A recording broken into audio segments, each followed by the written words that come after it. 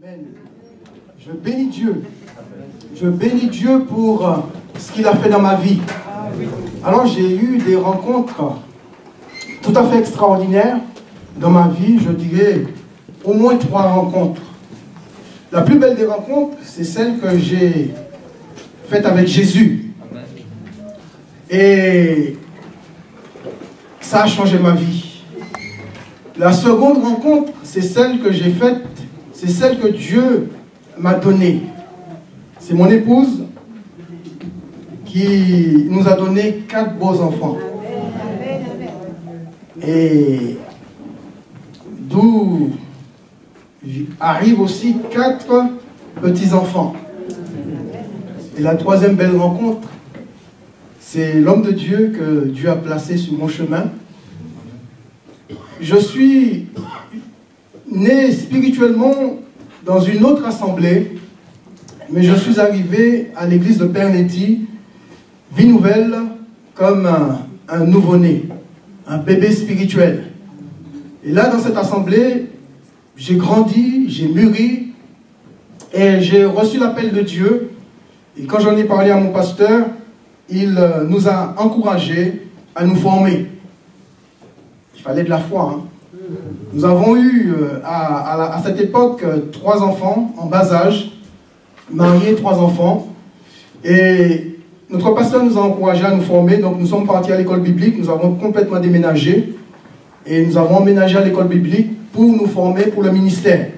Ça n'était pas facile, mais nous avons fait un pas de foi et Dieu nous a bénis. L'église nous a encouragés, le pasteur nous a encouragés. Et jusqu'à maintenant, si nous sommes dans le ministère, c'est avant tout grâce au Seigneur et aussi grâce à mon pasteur. Et je bénis Dieu pour cette belle rencontre. Et je crois que j'ai la joie de la voir aujourd'hui. Ça n'a pas été facile de la voir, hein.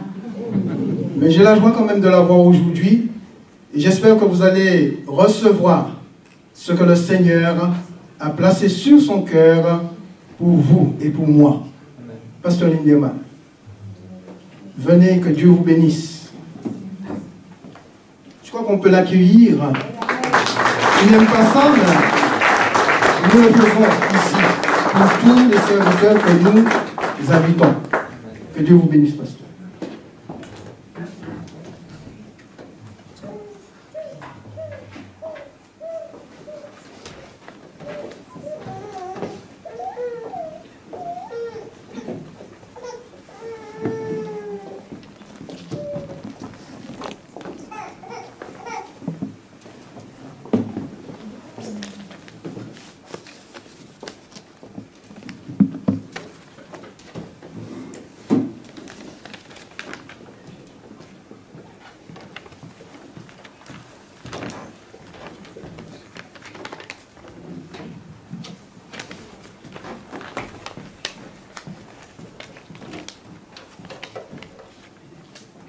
Je me rends compte que vous aimez le Seigneur.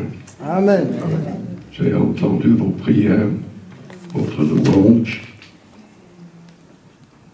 Et je crois que le Seigneur va bénir cette Église de manière extrême. Je ne parle pas de ce matin, je parle dans l'avenir. Est-ce que vous voudriez voir votre Église doublée, triplée, quadruplée? Amen. Amen. Alléluia. C'est possible si tout le monde travaille avec le Seigneur. Je vais lire un passage dans Luc, chapitre 12, chapitre 2 plutôt, au verset 41.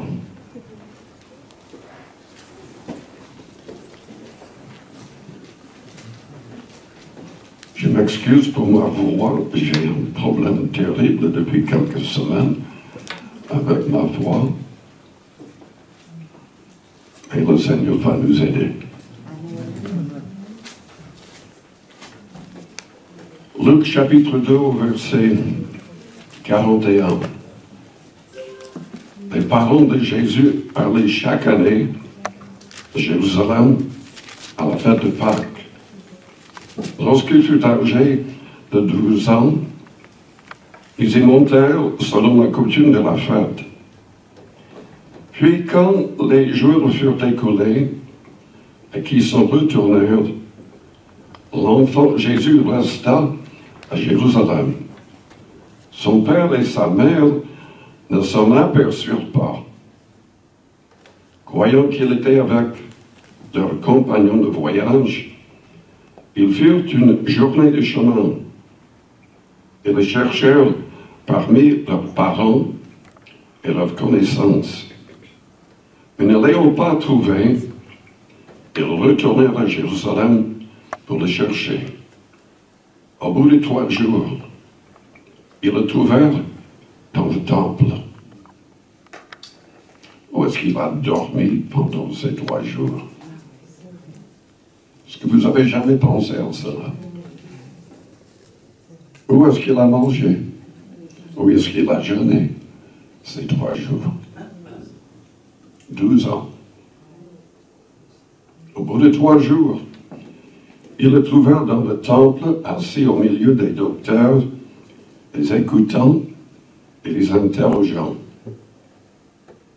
Tous ceux qui l'entendaient étaient frappés de son intelligence et de ses réponses. Quand ses parents le virent, ils furent saisis d'étonnement.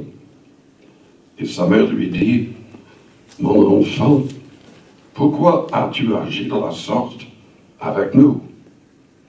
Voici, ton père et moi, nous te cherchions avec angoisse. » Est-ce que vous pouvez imaginer chercher un de vos enfants pendant 4 jours en tout?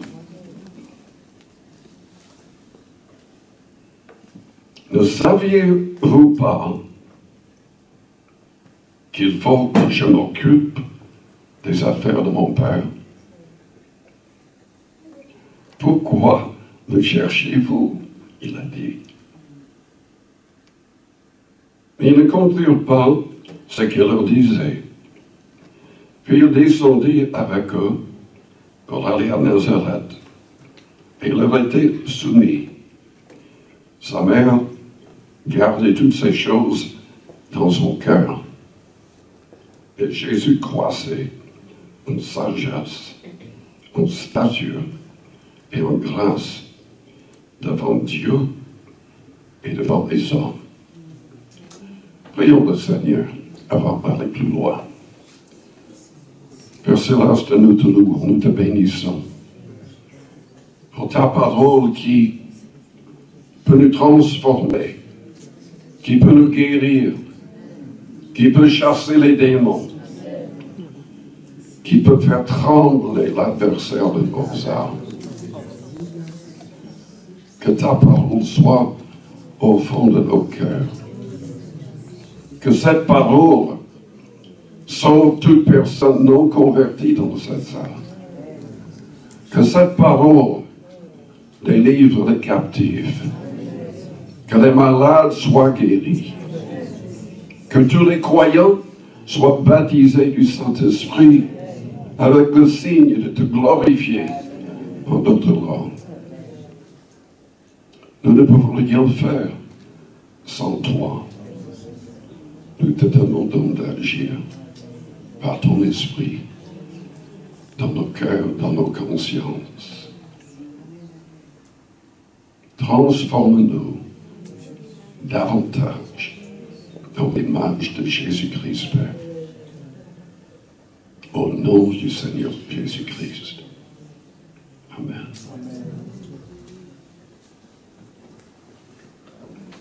12 ans. Quand je pense à cette histoire, je pense souvent à mon propre frère, qui avait 12 ans, mais lui, il était très loin d'être comme le Seigneur. À cette époque, enfin, il faudrait que j'explique. On était élevé dans une famille où les 2 parents étaient chrétiens, engagés travailler vraiment pour le Seigneur. On avait l'habitude d'être à l'église à toutes les réunions, sans exception. Et dans notre église, qui était grande, c'était à certaines époques-là, l'église la plus grande dans les ADD américains. Mais c'était une église qui était quand même très stricte. Mais où on voyait toutes sortes de miracles. Parce que les gens étaient tellement engagés. On avait une chaîne de prière, 24 heures sur 24. Continuellement, il y avait quelqu'un en train de prier, de jeûner. Et je me suis converti à l'âge de 9 ans. C'était le fait de voir des miracles qui m'a poussé à croire. Parce qu'il y en avait beaucoup. Je n'oublierai jamais une personne dans l'église qui avait une goitre aussi grande que ça. Et le dimanche matin, le pasteur a prié et la goitre a disparu devant 1000 personnes. Il y avait un homme qui venait tous les dimanches en béquille, je l'appelais le Père Noël parce qu'il avait une barbe blanche, comme votre pasteur mais beaucoup plus long.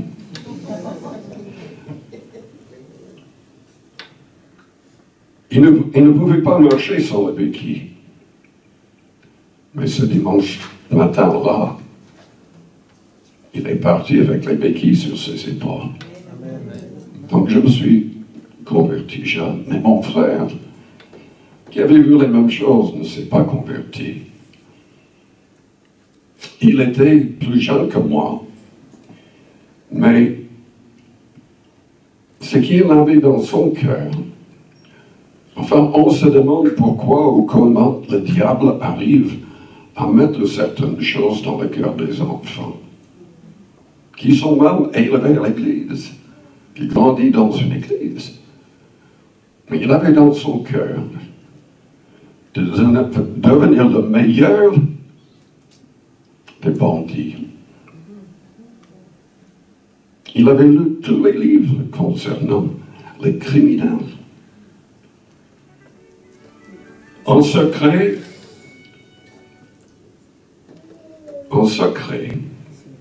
il fumait, il touchait à la drogue. À ce jeune âge-là, il avait formé un groupe de voleurs. Mais il allait à toutes les réunions avec nous. On priait chaque jour après les repas. On lisait la Bible ensemble en famille. Et lui, il le faisait aussi, mais hypocritement. Mais à l'église, un homme lui a commencé à parler en privé du baptême du Saint-Esprit. Il n'était même pas converti, mais cet homme lui parlait en langue, et ce que les apôtres avaient expérimenté. Et il m'a dit un jour, je vais aller à l'église le jour de Pentecôte. Je vais faire l'expérience de la Pentecôte comme les autres apôtres. Je me suis moqué de lui. Je lui ai dit, mais tu es un hypocrite, c'est pas possible que tu sois baptisé du Saint-Esprit comme ça. Je n'avais pas encore fait l'expérience moi-même, mais j'étais converti. Mais le jour de Pentecôte, je n'ai jamais compris comment ça s'est fait. Mais il a été baptisé du Saint-Esprit avec le parler en langue. Et chez nous, il priait 2 heures chaque jour en langue. En un an, il avait lu la Bible 2 fois. À l'âge de 13 ans, il avait cette parole tellement dans son cœur qu'il a commencé à prêcher. Et un pasteur dans une autre ville l'a rencontré et l'a invité à venir régulièrement dans son église et prêcher. Il prêche depuis. C'est quand même étonnant ce que le Seigneur peut faire par son esprit.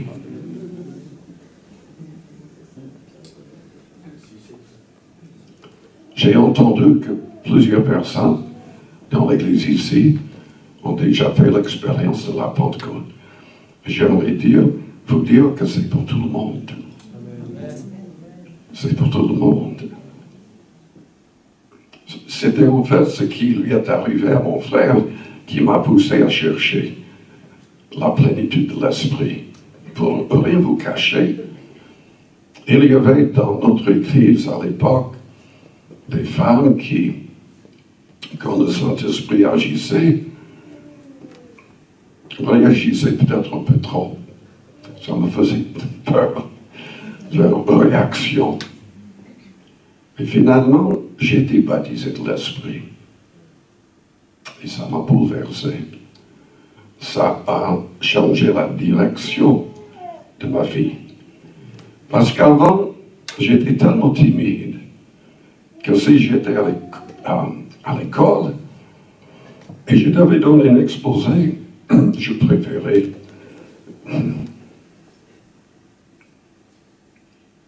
que le professeur me donne un zéro que de parler devant une classe de personnes.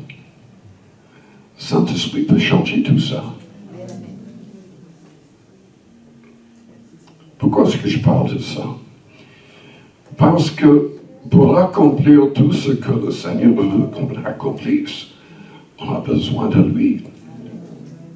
On ne peut rien faire sans lui. C'est son esprit qui peut nous transformer à fond.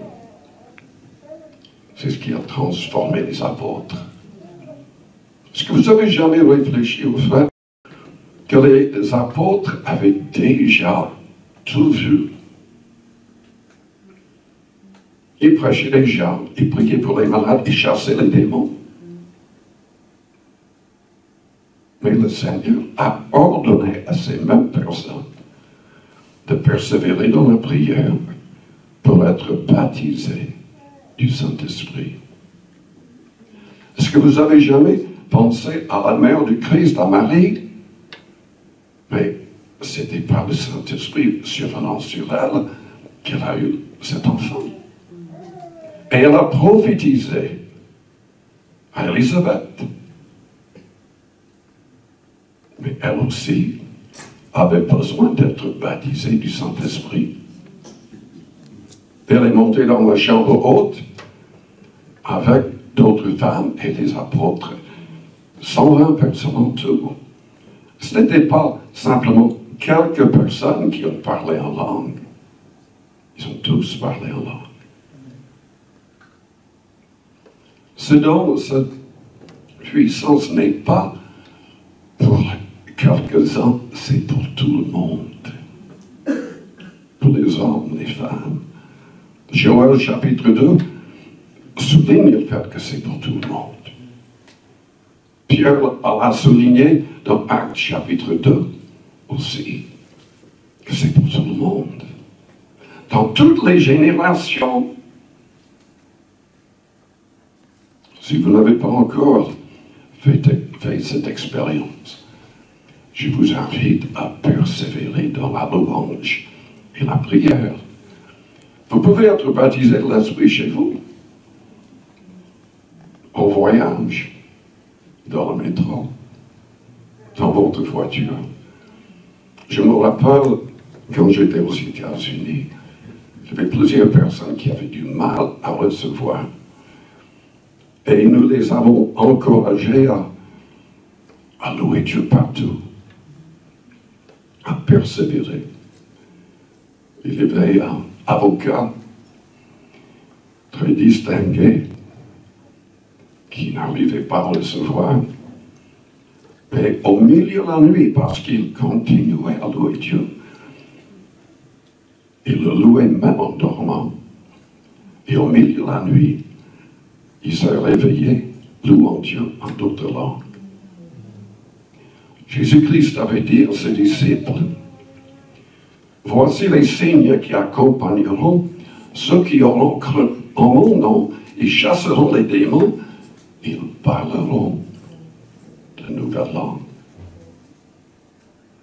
Et le jour de Pentecôte, dans Acte 2, tous ont parlé des langues qu'ils n'avaient jamais étudiées auparavant.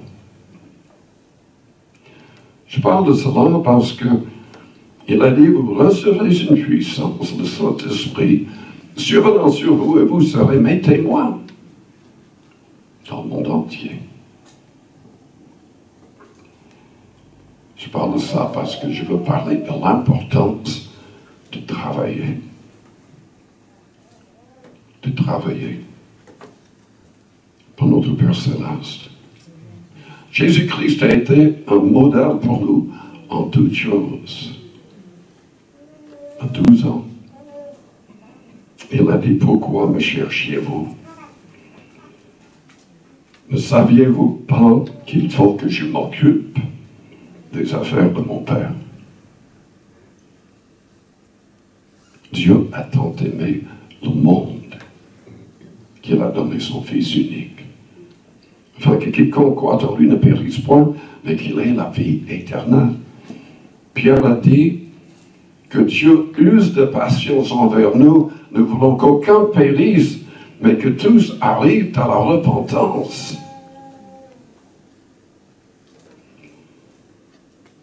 Mais ils ne vont jamais arriver à la repentance, à moins qu'il y ait des gens qui travaillent, qui annoncent le Christ, qui sont prêts à se déplacer, peut-être même dans d'autres pays, dans d'autres villes. Philippe, le simple diacre, qui s'occupait des veuves et des orphelins. Enfin, je dis simple diacre. Les 7 diacres choisis par l'Église primitive étaient tous remplis de foi et d'Esprit Saint. Il est allé dans une ville. Il annonce la puissance du Seigneur. Il chasse les démons. Les malades sont guéris. Toute la ville se convertit. Même Simon, le magicien. Dieu veut travailler au travers de nous. Le Seigneur veut guérir au travers de nous. Si nous avons la foi, une pleine foi dans le Seigneur, si nous travaillons dans la prière, dans le jeûne,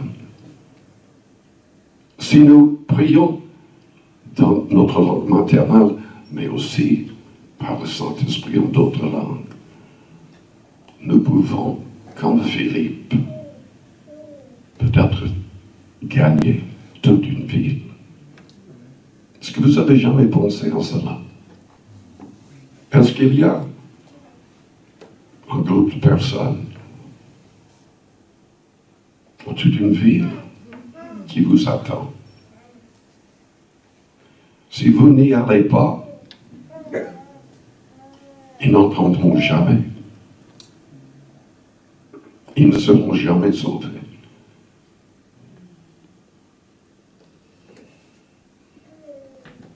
Tout au long du Nouveau Testament, nous sommes appelés à travailler. Déjà, c'est un travail pour notre propre salut. Notre travail, c'est dans la prière, le jeûne. Tout le reste, c'est le Seigneur qui nous donne la victoire. Mais c'est quand même un travail. Paul a dit dans Philippiens 2, verset 12, « Travaillez à votre salut avec crainte et tremblement. » Vous savez, il y a malheureusement énormément d'églises évangéliques. Ils ont le nom évangélique, qui prêchent un faux évangile, même de plus en plus. Ils ne veulent même pas parler de repentance maintenant. Mes amis, n'achetez pas cette nouvelle traduction LS 21. Ils ont enlevé le mot repentance dans toute la Bible. Pour mettre simplement changement d'attitude. Mais la repentance, la métanoïa en grec, signifie plus qu'un simple changement d'attitude. Il est la tristesse de Dieu quand on se repent. Il est un changement total de pensée, de parole, d'action et de réaction. C'est quelque chose qui bouleverse toute la vie. Ce n'est pas simplement quelques réunions religieuses ajoutées à notre vie. Jésus devient le centre. Parce que les vrais chrétiens sont uniquement ceux qui couronnent Jésus-Christ comme le maître de chaque détail de leur vie, comme le roi.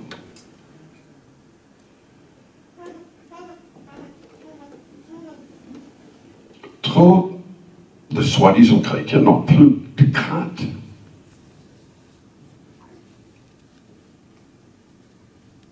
Un très grand nombre de prédicateurs n'ont plus de crainte. Ils prêchent même l'opposé de ce que la Bible dit.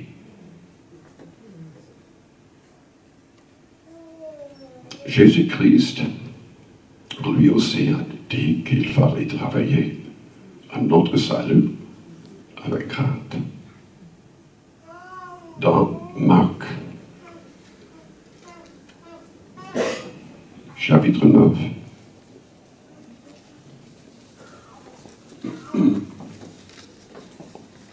Verset 43. Si ta main est pour toi une occasion de chute, coupe-la. Mieux vaut pour toi entrer manchot dans la vie que d'avoir les deux mains et d'aller dans la géhenne, dans le feu qui ne s'éteint point. Si ton pied est pour toi une occasion de chute, coupe-le. Mieux vaut pour toi entrer boiteux dans la vie que d'avoir les deux pieds et d'être jeté dans la géhenne, dans le feu qui ne s'éteint point. Si ton œil est pour toi une occasion de chute, arrache-le. Mieux vaut pour toi entrer dans le royaume de Dieu, n'ayant qu'un œil, que d'avoir deux yeux et d'être jeté dans la géhenne, où le verre ne meurt point et où le feu ne s'éteint point. Il y a des raisons de craindre. Nous devons marcher dans la sanctification. C'est un autre mot que les nouveaux prédicateurs ne veulent pas utiliser. Mais la Bible dit que sans la sanctification, personne ne verra le Seigneur. Nous devons haïr le mal, le péché. Nous devons nous mettre à part dans tous les domaines des gens du monde. C'est un travail spirituel, tout cela. Jésus-Christ nous ordonne aussi de travailler pour le salut des âmes. Combien de gens le font? Est-ce que vous avez gagné une âme depuis votre conversion? Vous savez, il y a vraiment des raisons de crainte. Vous vous souvenez de ce que le Seigneur a dit dans l'Apocalypse, chapitre 2, à l'église d'Éphèse?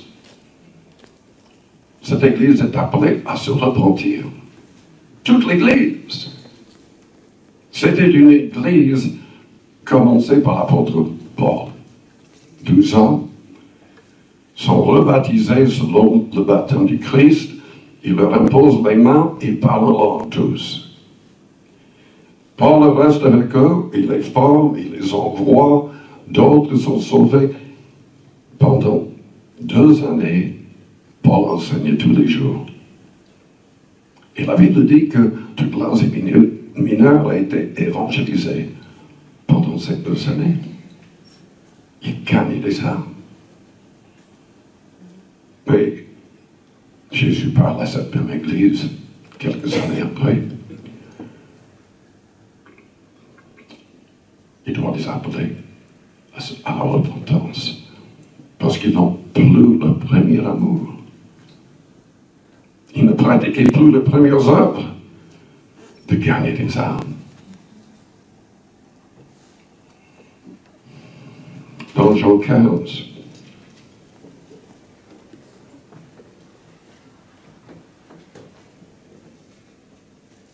est-ce que vous savez ce qui est peut-être le plus grand péché commis par les chrétiens, qui peut leur coûter la vie et leur place dans l'éternité? C'est le simple fait de ne pas travailler, de ne pas ouvrir sa bouche pour témoigner. Jésus en a parlé dans Matthieu 10. Mais dans Jean 15, il a dit, verset 4, « Demeurez en moi, et je demeurerai en vous. Comme le sarment ne peut de lui-même porter du fruit, s'il ne demeure attaché au sap. Ainsi vous ne pouvez non plus, si vous ne demeurez en moi. Je suis le sap, vous êtes les sarments. Celui qui demeure en moi, et en qui je demeure, porte beaucoup de fruits. » Et parlez du fait de gagner des âmes ici. Il y a aussi le fruit de l'esprit, qui est spirituel, mais dans ce chapitre, si vous lisez le tout, c'est très clair qu'il parle du fait d'aller gagner des âmes.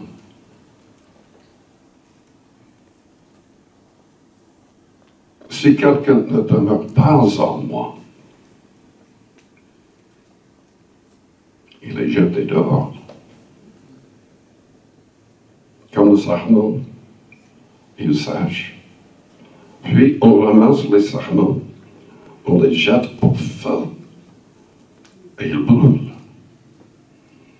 Si vous demeurez en moi et que mes paroles demeurent en vous, demandez ce que vous voudrez et cela vous sera accordé. Si vous portez beaucoup de fruits, c'est ainsi que mon Père sera glorifié et que vous serez mes disciples. Notre travail pour les autres, pour gagner des âmes, est tellement important. Parce que qui va être sauvé? Sinon, ceux qui lui obéissent.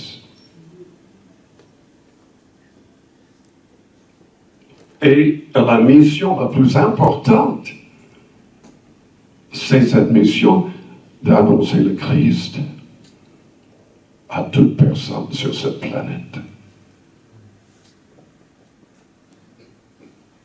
Sommes-nous en train de faire le maximum? Sommes-nous en train de donner le maximum pour atteindre ce but? Dans Jean 8, nous voyons que c'est toujours cette idée de demeurer en Christ et dans sa parole qui est la clé de notre victoire. Jean 8, verset 30. Comme Jésus parlait ainsi, plusieurs crurent en lui, et il dit aux Juifs qui avaient cru en lui, si vous demeurez dans ma parole. C'est le fait d'être continuellement en train de lire, de méditer et de mettre en pratique sa parole. Si vous demeurez dans ma parole, vous êtes vraiment mes disciples. Vous connaîtrez la vérité et la vérité vous affranchira. Au verset 36, si donc le Fils vous affranchit, vous serez réellement libre.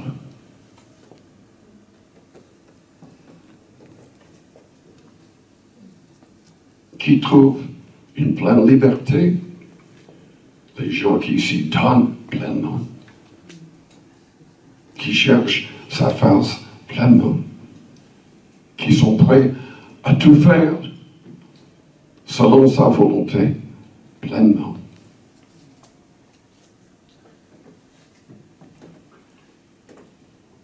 Qu'est-ce que le Seigneur a dit en premier quand il appelait ses disciples? Vous vous souvenez? Marc 1, verset 17.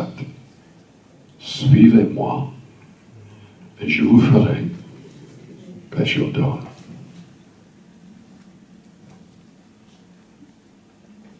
C'est la raison pour le parler en langue, le baptême du Saint-Esprit, pour témoigner et gagner des âmes dans le monde entier. Ce n'est pas pour qu'on se cache uniquement dans un local, pour ressentir d'une manière merveilleuse sa présence. C'est pour aller là où c'est difficile, où on est rejeté, peut-être, lapidé, flagellé, battu de fer, comme Paul. Mais où les gens se trouvent guéris quand même, beaucoup est sauvés et transformés. Le travail du Seigneur dépend du Seigneur. C'est le Seigneur qui guérit. Il y a des gens aujourd'hui qui s'élèvent, qui mettent leur nom partout, mais c'est le Seigneur qui doit être élevé. Ce n'est pas nous. C'est le Seigneur qui fait tout. Et attention, qu'est-ce qu'il a dit, le Seigneur, dans Matthieu 7? Il nous a mis en garde contre les faux prophètes. Il a parlé du jugement dernier. Il a dit au verset 13, entrez par la porte étroite, car large est la porte, spacieux est le chemin qui mène à la perdition, et il y en a beaucoup qui entrent par là. Mais étroite est la porte, resserré le chemin qui mène à la vie, et il y en a peu qui les trouvent. Il y en a peu qui les trouvent. Gardez-vous des faux prophètes. Et au verset 21, il a dit, ceux qui me disent, Seigneur, Seigneur, n'entreront pas tous dans le royaume des cieux. Mais celui-là seul qui fait la volonté de mon Père, qui est dans les cieux. Est-ce que vous êtes en train de faire la volonté du Père, la volonté du Seigneur? Est-ce que vous demeurez en Christ? Est-ce que sa parole demeure en vous? Est-ce que vous avez gagné au moins une personne depuis votre conversion? Le Seigneur, par le Saint-Esprit, veut et peut, au travers de vous, gagner des douzaines, peut-être des centaines, peut-être des milliers. Mais il faut travailler. Le travail est dans la prière, dans le jeûne. Et par le fait simplement de suivre le Seigneur, où il veut le conduire.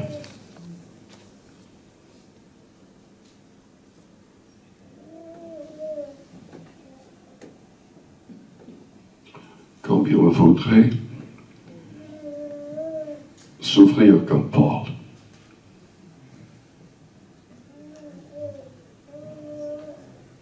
Personne.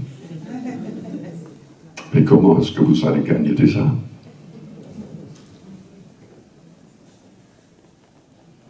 Vous croyez que vous allez être aimé par tout le monde? La Bible dit que nous allons être haïs par toutes les nations. Ça a déjà commencé. Vous n'avez pas remarqué comment ça change radicalement dans le monde? Nos églises risquent d'être fermées. avec les nouvelles lois en France, nos églises peuvent être facilement fermées. Et tous nos pasteurs, moi peut-être en premier, peut-être jetés en prison.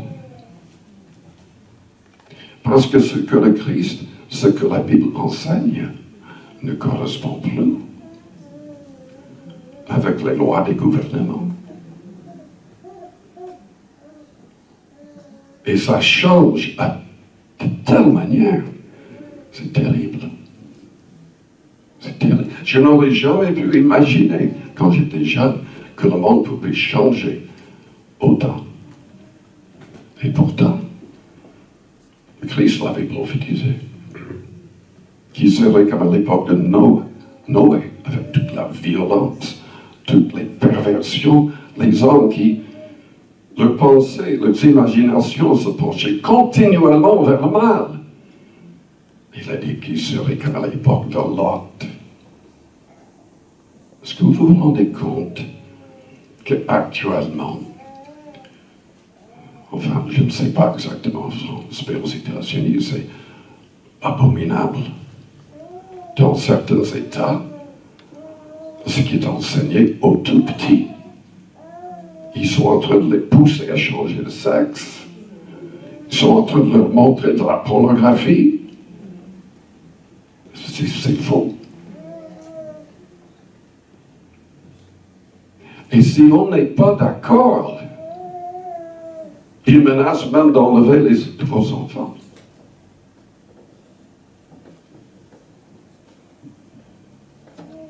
Et cette pression se passe dans beaucoup de pays.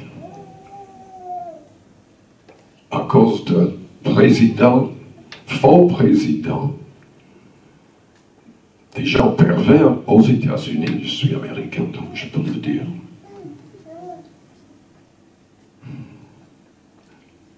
Ils utilisent leur argent pour pousser les gouvernements dans le monde entier à accepter ces perversités. Il faut vraiment prier pour les États-Unis. Parce que les élections sont truquées, tout est faux. Et cette nation influence. Mais les chrétiens, ça fait partie de la prophétie, nous serons haïs. Néanmoins, même quand on lit l'Apocalypse et tout ce qui va se passer pendant la tribulation, ceux qui s'attachent au Seigneur vont gagner des âmes. Ils vont gagner des âmes. Je ne sais pas à quel moment on va être enlevé l'Église, mais il y aura même des gens qui vont se convertir après et qui vont donner leur vie. Et parmi les Juifs aussi, ils vont se convertir. Il faut se préparer mentalement. Pierre disait aux chrétiens de se préparer ainsi. Pendant 300 ans, les chrétiens ont souffert de manière terrible, massacrés, torturés. Mais l'Église a grandi.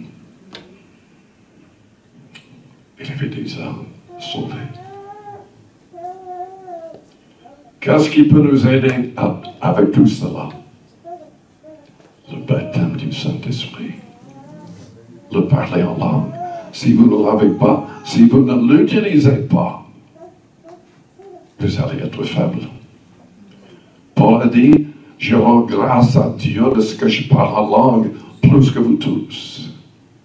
Celui qui parle en langue s'édifie lui-même. Et il y a un mystère dans tout cela.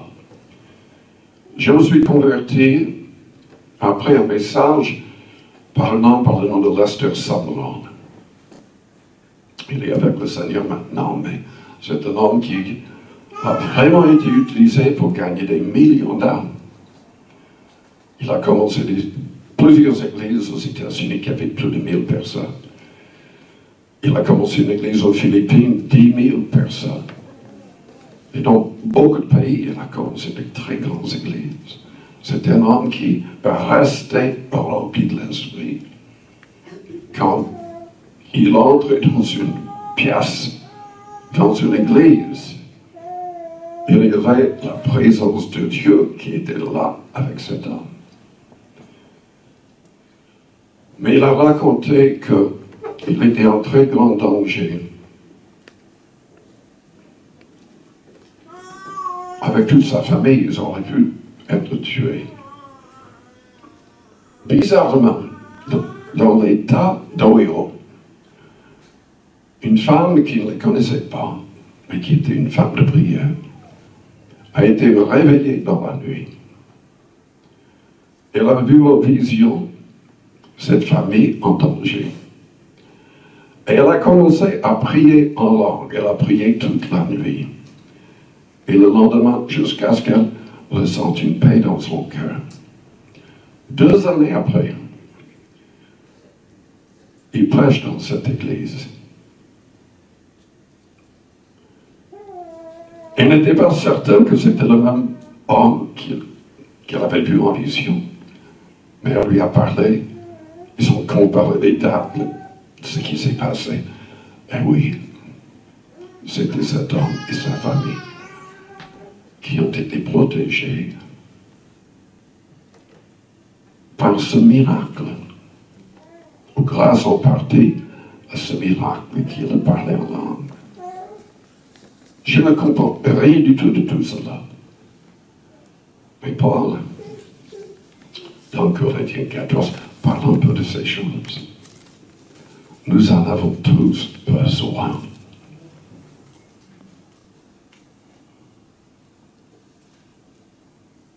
Mais il s'agit de travailler.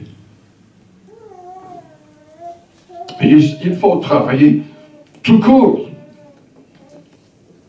La Bible dit dans Ephésiens 4, verset 28, que celui qui dérobait ne dérobe plus, mais qu'il travaille avec ses mains, faisant ce qui est bien, afin de donner à celui qui est dans le besoin. Et le monde entier est dans le besoin d'entendre le message de l'Évangile. Et oui, aussi, si quelqu'un est en détresse, il ne faut pas passer à côté sans l'aider. Il faut. Vous savez, il y a un faux évangile de prospérité. Mais il y a une vraie prospérité que Dieu veut nous donner, mais il faut travailler pour prospérer. Il ne faut pas penser à soi-même.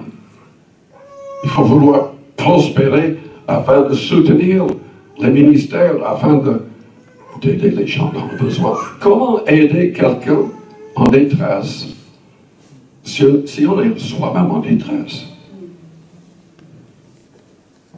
Évidemment, tout le monde peut passer par les moments difficiles et être en détresse. Mais Dieu veut nous aider à prospérer afin d'accomplir sa volonté. Et dans tous ces domaines, il faut travailler. Il faut travailler. Sommes-nous en train de travailler comme il faut? Je vous invite à fermer vos yeux, à courber vos fronts.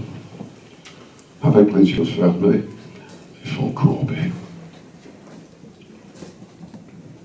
Peut-être que vous êtes là et vous n'avez jamais saisi la main de Jésus-Christ. Vous n'avez pas l'assurance de votre salut, mais vous voulez l'avoir. Je voudrais prier pour vous en premier. Si c'est votre cas, faites-moi signe en élevant votre main juste pour un instant. Vous pouvez le passer après. Merci. Merci. Oui, merci. Merci. Merci. Je vous invite à répéter une prière après moi, que toute l'Église répète la prière. Père Céleste, je proclame ma foi en Jésus-Christ. Je reconnais que je suis pécheur comme tous les hommes. J'ai besoin que tu me libères, que tu me transformes, que ton sang, Jésus, me purifie de tout péché. Que ton esprit me remplisse de ton amour, de ta pureté, de ta puissance. Transforme-moi entièrement.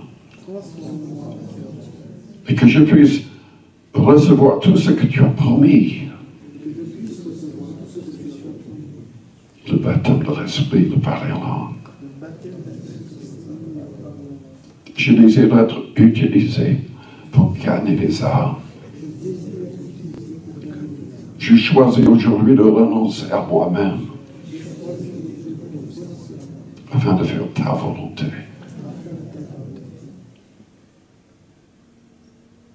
Je vous invite à vous lever, tout le monde.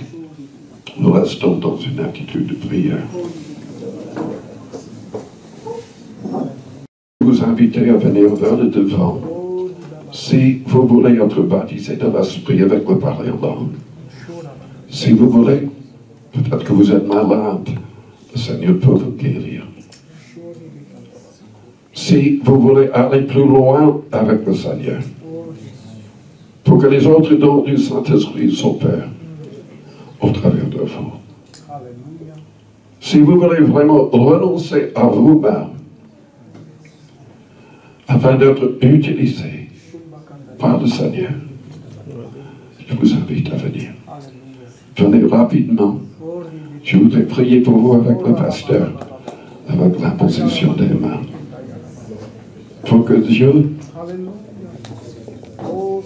vous transforme entièrement. Que le feu du Saint-Esprit agisse en vous. Alléluia. Alléluia. Que les personnes qui sont déjà baptisées dans l'Esprit Saint commencent à louer, à adorer en d'autres langues et à prier pour les personnes.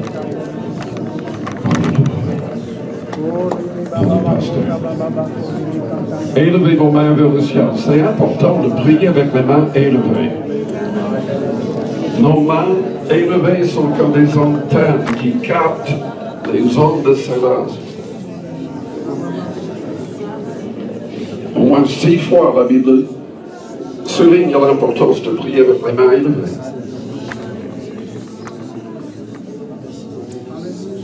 N'essayez pas de comprendre ou de parler en langue. Louez-le avec votre cœur. Aimez le Seigneur. Laissez-le agir en vous pour tous vos besoins de santé, pour tout le reste. Louons-le. Adorons-le. Recevons la plénitude.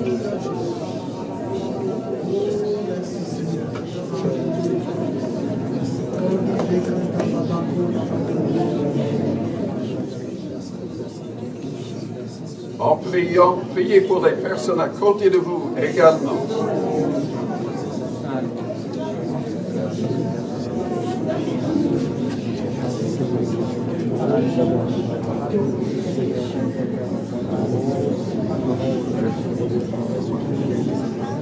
Voyez-le avec les yeux.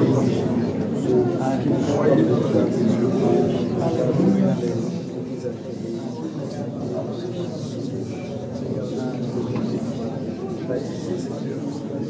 On va simplement vous toucher. Persévérer dans la loi.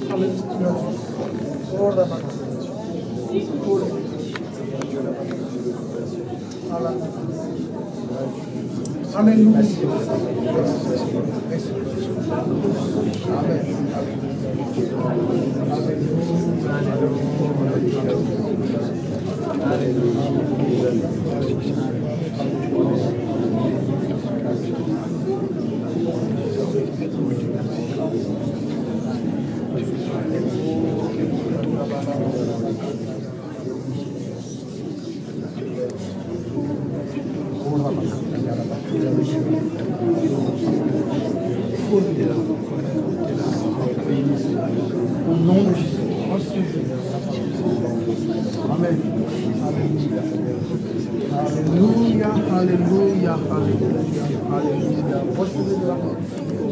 Au nom de Jésus. Au nom de Jésus, la gloire. Au nom de Jésus. Alléluia, alléluia. Voyez le Seigneur avec les yeux de la foi. Adorez-le. Recevez de lui. Amen, alléluia. Vous avez besoin. Alléluia. Alléluia. Alléluia.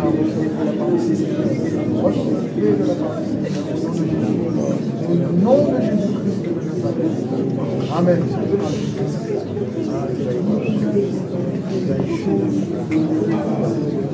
Alléluia.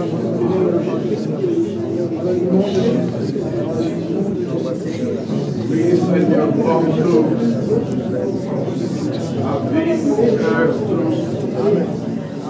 Serre-toi le bras pour ta gloire, mon Père.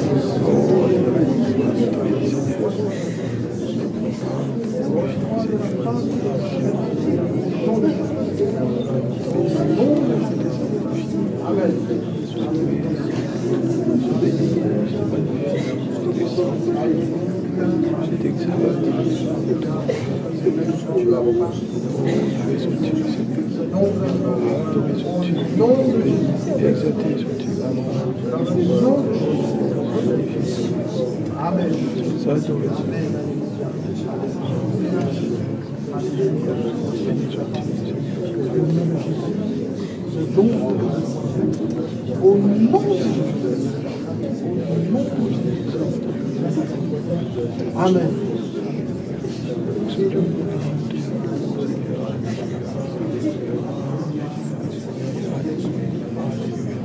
Élevez vos voix, prions pour les autres, prions pour les personnes à côté de vous.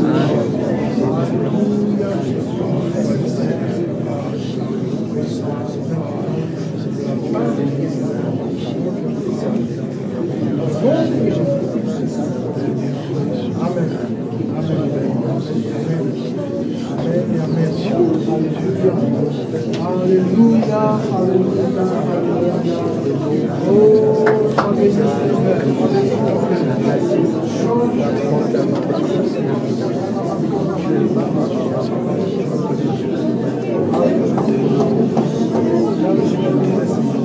Oh, tu es merveilleux, Jésus, tu es merveilleux, tu es merveilleux. Tu es grand et glorieux, Seigneur. Merci pour ta présence. Merci pour l'action de ton esprit maintenant, Seigneur. Merci de déverser dans ce cœur, Seigneur, l'action de ton esprit, la puissance de ton esprit. Merci de baptiser dans le Saint-Esprit, Seigneur. Dans le nom de Jésus. Dans le nom de Jésus. Dans le nom de Jésus. Dans le nom de Jésus. La puissance, Seigneur. Te bénissons, l'onction. Pour ta puissance, Seigneur. Dans le nom de Jésus. Dans le nom de Jésus. Dans le nom de Jésus-Christ de Nazareth. Amen. Amen. Alléluia. Amen. Alléluia. Tu es merveilleux, Seigneur. Tu es merveilleux, mon Dieu. Tu es merveilleux, Jésus. Tu es grand et glorieux, Seigneur. Que ton nom soit béni. Que ton nom soit béni. Que ton nom soit béni. Tu es la source de la vie, Seigneur. Tu es la source de la vie, Seigneur. Tu es la source de la vie. Et tu bénis maintenant. Tu bénis maintenant, Seigneur. Tu remplis du Saint-Esprit maintenant. Dans le nom de Jésus. Tu baptises dans le Saint-Esprit maintenant, Seigneur. Dans le nom de Jésus. Dans le nom de Jésus. Dans le nom de Jésus. Alléluia. Alléluia.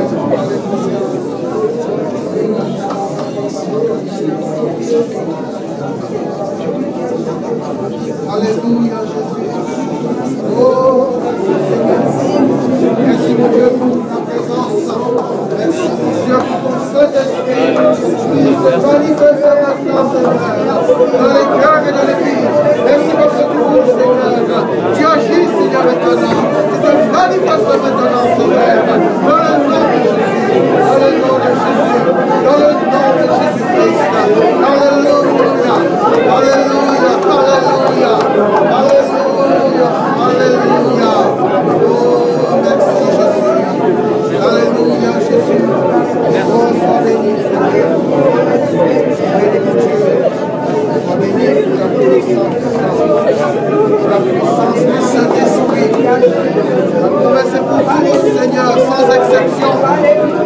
et c'est pour tous ceux qui croient, Seigneur, sans exception. Tous ceux qui le recherchent, tous ceux qui le demandent, Seigneur, sans exception. Oh, merci, Seigneur, d'un répondre. Bénis, Seigneur, ce matin. Bénis, Seigneur, ce matin. Au nom de Jésus. Au nom de Jésus. Alléluia. Alléluia. Alléluia. Tu es merveilleux. Que ton nom soit béni. Que ton nom soit béni. Que ton nom soit béni. Que ton nom soit béni. Que ton nom soit béni, Seigneur. Que ton nom soit béni. Que ton nom soit glorifié. Que ton nom soit élevé, Seigneur. Tu es élevé au-dessus de tout. Tu es élevé, Seigneur.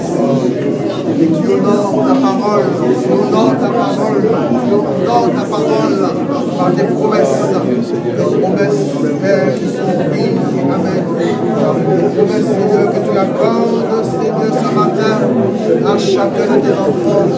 Alors, sois béni, mon Dieu, pour ce que tu fais. Sois béni, Père, pour ce que tu fais maintenant.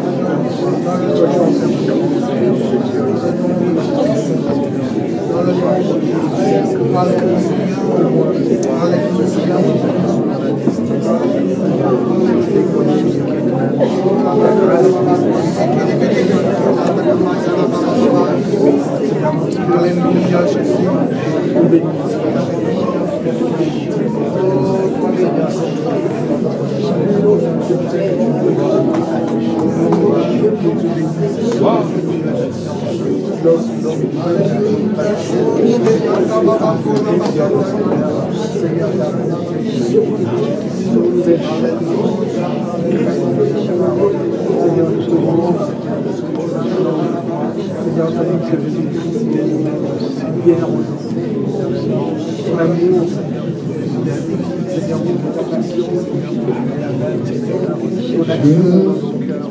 Je te donne mon cœur,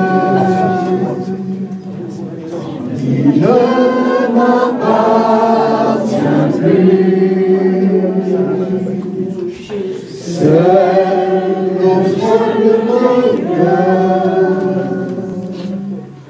Je suis pour toi, Jésus. Je te donne mon cœur, je te donne, je te donne mon cœur.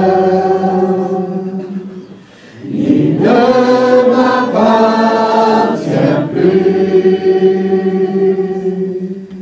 C'est que j'ai le meilleur. Alléluia. Tout est pour toi, Jésus. Tout est pour toi, Jésus. Prends mon cœur, prends ma vie. Prends mon cœur.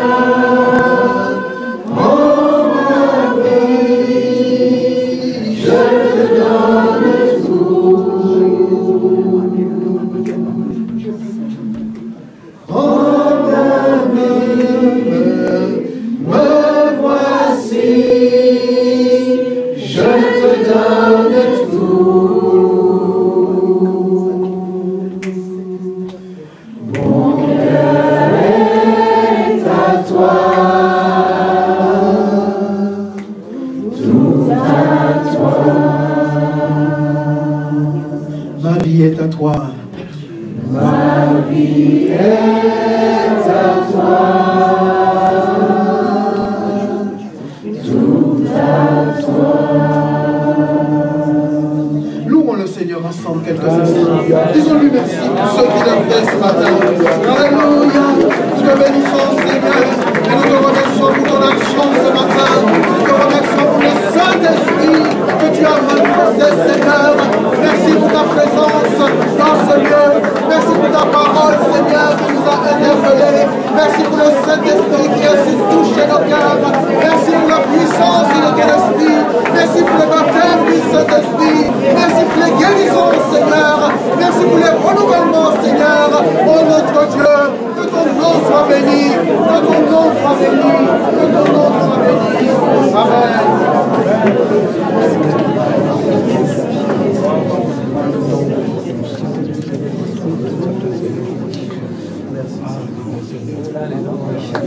Alléluia. Alléluia. Gloire à Dieu.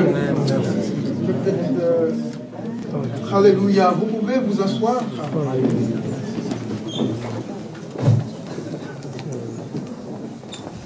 Le pasteur me disait, il y a plus de 40 ans, qu'il a commencé l'église de Draveil.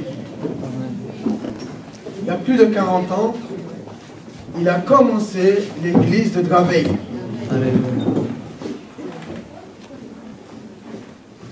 Et je dirais quand même, au travers du ministère de notre pasteur, beaucoup de ministères se sont levés.